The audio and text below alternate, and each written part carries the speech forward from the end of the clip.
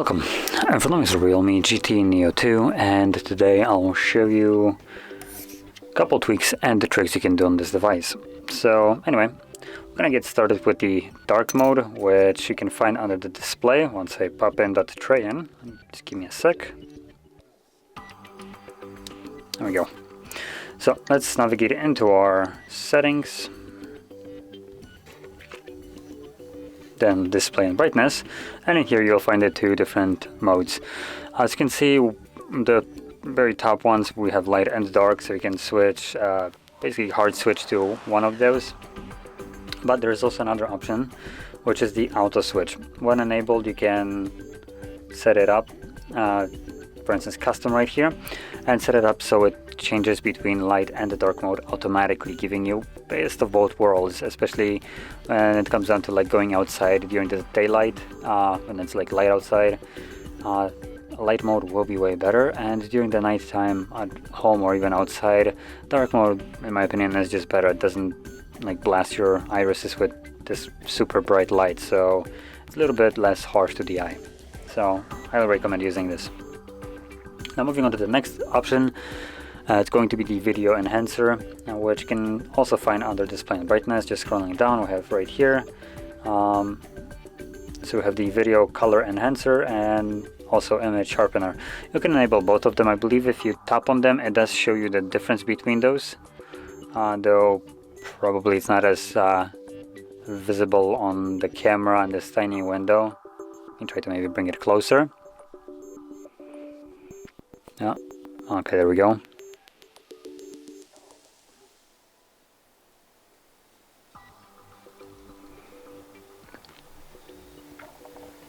So I don't know if you can see it. Let me maybe bring it even closer. If you look at this image, it's a little bit more pixelated. The bee has like these tiny little squares, while this one just looks more sharp. Hopefully you can see it. So anyway, obviously it will enhance the image with probably some AI, whatever bogus they're trying to tell you that it is. But generally it's supposed to make the image look better, so why not use it? And then we have the video color enhancer, which just kind of adds a little bit more color fidelity to your image, so you can again see the two comparisons, this one with it being off and this one with it being on. A little bit brighter, looks a little bit more lively compared to this one, which is kind of more just toned down and boring. Honestly, in terms of this, this is probably one of the better looking options, because it doesn't like boost up the saturation and make it look unnatural. It just does it in a subtle way that makes the image look better, but still keeps it in a natural looking state. Now, going to the next option, which I'm going to show you, it's the refresh rate. So we can navigate to, actually could have stayed in the display and brightness, but scroll all the way down to more, and in here you'll find screen refresh rate. As you can see right now, it is set to auto, which basically defines which it will be using, and this by default probably will be sufficient enough for majority of the people. What I will show you will touch upon more of people, for the people that actually care more about the battery life rather than smoothness, because auto will basically be sufficient enough for, like I said, everyone that wants to have smoothness but also, well, likes to have a little bit more battery. So going over the three options, high turns on 120 Hz, making the display run at 120 always, meaning it will always consume more battery when you're using the display, because it needs to basically pop during the single second twice as many frames as the standard one, which does 60. 60 will be the default for like majority of the older devices. It's kind of choppy in comparison to the 120.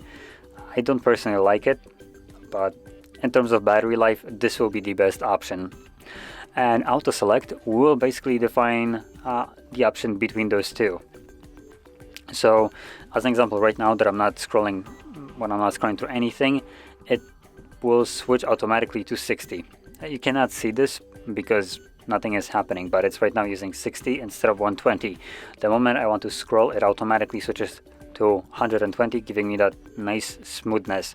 Now, when it comes down to, like I said, majority of the people, this will be the best option because you don't really get to see the 60 choppy frames. You always get the 120, but when you're not actually scrolling through the screen and don't need that much frames, the device will try to battery save by just using the 60 instead when it doesn't need to render anything at higher refresh rate.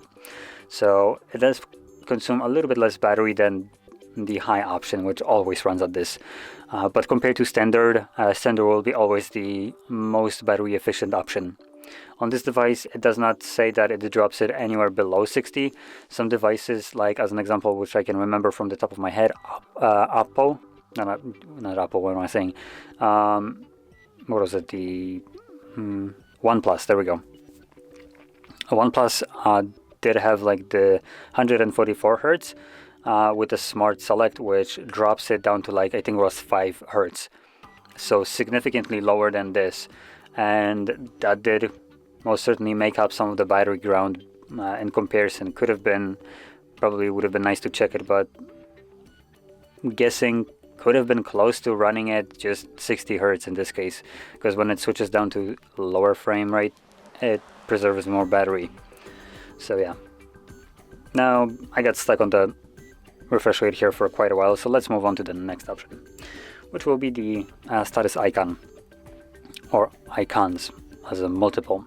Now these can actually be found in a notification, under settings, notifications, and status bar right over here, and status icons.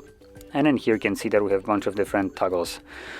So let me quickly clear whatever is in here, just so I have as little to show up in here as possible. Now I would need to probably finish up the setup to reduce those, but there's some things that like these ones, NFC, which will stay as long as it's on. It will be visible here. So bam, it's gone. Now just to clarify this, NFC is still enabled, it's just not showing in a status bar anymore. And you can do that basically for a majority of the toggles right here. So Wi-Fi gone. If you don't want battery, which might not be the best course of action, but if you don't want it, turn it off. Mobile, alarm, airplane mode, Volt TE, Bluetooth, there we go. Now it looks like we don't actually have the option to turn off the clock, which, okay, I don't really mind. And there's also like this right here, icon for no SIM. Obviously when you insert a SIM card, which I'm kind of gonna do right now, this will disappear because I did turn off, or was it mobile network, or was it, or maybe it actually won't disappear. I guess we'll see. Come on, there we go.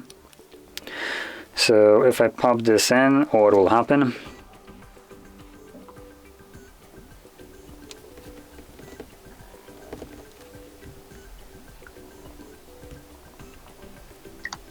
Nope, yep, it's gone, as you can see. So it doesn't even show up the connection of the SIM card. Once you inserted it in, it disappears. Now there's two icons, as you can see. We have two for the two pop-ups, which I can kind of get rid of because they actually require me to interact with them and finish whatever they want.